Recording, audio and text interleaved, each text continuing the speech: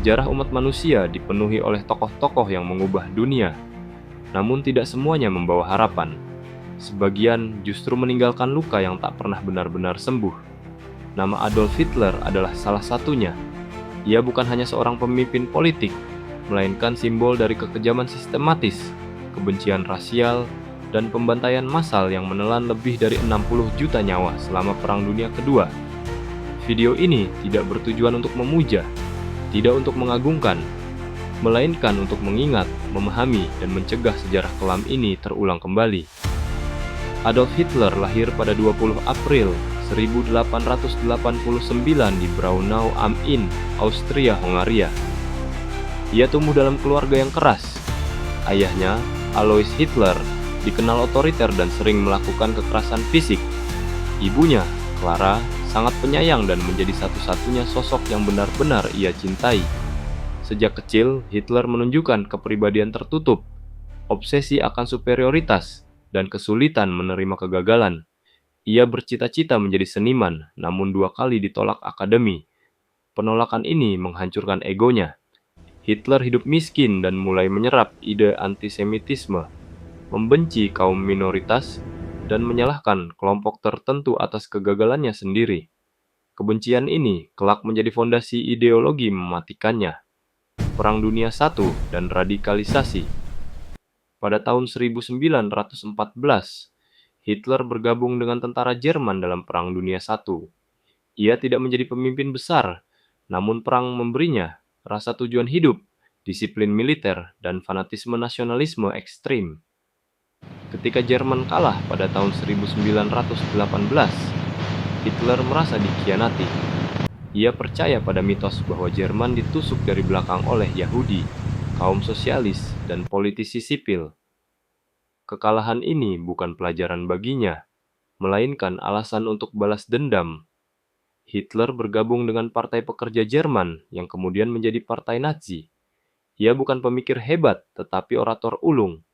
Dengan pidato penuh amarah, ia memanfaatkan penderitaan ekonomi, menawarkan kambing hitam, kemudian menjanjikan kejayaan palsu. Buku Mein Kampf yang ia tulis berisi ideologi ras Arya superior, kebencian ekstrem terhadap Yahudi serta obsesi akan kekuasaan mutlak. Pada tahun 1933, Hitler diangkat menjadi kanselir Jerman. Tak lama kemudian, demokrasi dihancurkan. Setelah berkuasa, Hitler membangun negara teror. Ia menciptakan Gestapo atau polisi rahasia, SS pasukan elite fanatik, kamp konsentrasi pertama untuk lawan politik. Siapapun yang berbeda pendapat, mengkritik, menolak ideologi Nazi akan dipenjara, disiksa, bahkan dibunuh. Jerman berubah menjadi negara di mana ketakutan adalah hukum. Inilah kejahatan terbesar Hitler. Holocaust. Lebih dari 6 juta orang Yahudi dibantai secara sistematis, bersama Roma atau Gipsi, penyandang disabilitas, kaum homoseksual, tawanan perang, anak-anak dan lansia. Mereka dikirim ke tempat-tempat tertentu, dipaksa kerja hingga mati, digiring ke kamar gas, dibakar tanpa nama. Ini bukan pembunuhan spontan, ini adalah industri kematian. Hitler tidak pernah menginjak kamp konsentrasi, tetapi semua terjadi atas namanya dan perintah ideologinya.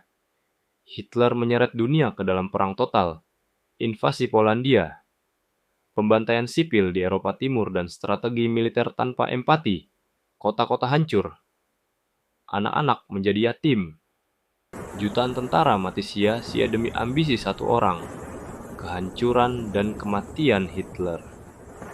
Ketika kekalahan semakin dekat, Hitler menolak realitas, mengorbankan rakyatnya sendiri, memerintahkan dengan istilah bumi hangus. Pada awal tahun 1945, kekuasaan Nazi Jerman berada di ambang kehancuran total. Pasukan Sekutu Barat menekan dari Prancis dan Belgia. Tentara Merah Uni Soviet memasuki Berlin. Kota Berlin hancur akibat bom dan pertempuran darat sehingga moral tentara dan rakyat Jerman runtuh. Hitler bersembunyi di bunker bawah tanah di Berlin sejak Januari tahun 1945. Di sana, ia terisolasi, sakit, dan semakin tidak rasional. Menjelang akhir hidupnya, Hitler mengalami penyakit Parkinson atau tremor parah. depresi berat dan paranoia, menolak kenyataan bahwa Jerman telah kalah. Ia memecat dan menghukum jenderalnya sendiri, mengorbankan warga sipil dengan perintah bertempur sampai mati. Ia juga menolak melarikan diri meskipun ada kesempatan. Pada 29 April tahun 1945, sehari sebelum kematiannya, Hitler menikahi kekasih lamanya Eva Braun. Pernikahan dilakukan secara sederhana di bunker. Ia menulis wasiat politik dan pribadi. Dalam wasiatnya, Hitler menyalahkan Yahudi dan musuh-musuhnya atas kehancuran Jerman. Tidak pernah mengakui kejahatan Holocaust, menunjukkan penolakan total terhadap tanggung jawab moral. Pada 30 April tahun 1945, sekitar pukul 15.30 waktu Berlin, Eva Braun menelan racun sianida. Adolf Hitler menggigit kapsul sianida, menembak dirinya sendiri di kepala dengan pistol. Kematian ini disaksikan oleh beberapa staf bunker, termasuk ajudannya. Hitler memilih bunuh diri karena takut ditangkap hidup-hidup oleh Soviet. Tidak ingin dipermalukan di pengadilan, terobsesi dengan mati sebagai pemimpin menurut versinya sendiri. Sesuai perintah Hitler sebelum mati bunuh diri, bahwa jenazahnya dan Eva Braun dibawa ke Taman Kanselir Reich, disiram bensin dan dibakar oleh para ajudannya. Namun, karena tembakan artileri Soviet dan bensin terbatas, pembakaran tidak sempurna. Pada 2 Mei tahun 1945, tentara Soviet menemukan sisa-sisa jenazah. Identifikasi dilakukan melalui catatan gigi yang cocok dengan dokter gigi Hitler. Namun, Uni Soviet menyembunyikan informasi ini, kemudian menyebarkan rumor bahwa Hitler masih hidup. Tujuannya adalah propaganda politik pada masa Perang Dingin awal. Jenazah berupa sisa tulang dan rahang Hitler disimpan. Pada tahun 1970, atas perintah pimpinan Soviet sisa jenazah dihancurkan total. Abunya dibuang ke Sungai Elbe. Tujuannya agar tidak ada makam yang bisa menjadi simbol Nazi. Secara resmi dan berdasarkan bukti sejarah, Adolf Hitler meninggal karena bunuh diri pada 30 April 1945 di Berlin. Ia mati dalam bunker sempit, dalam keadaan kalah total tanpa pengakuan atas kejahatannya dan meninggalkan kehancuran global dan jutaan korban jiwa. Kematian Hitler bukan akhir penderitaan, tetapi awal dari upaya dunia untuk memahami dan mencegah kejahatan serupa di masa depan. Hitler membuktikan bahwa satu orang dengan kebencian ekstrim, jika diberi kekuasaan mutlak, dapat menghancurkan peradaban.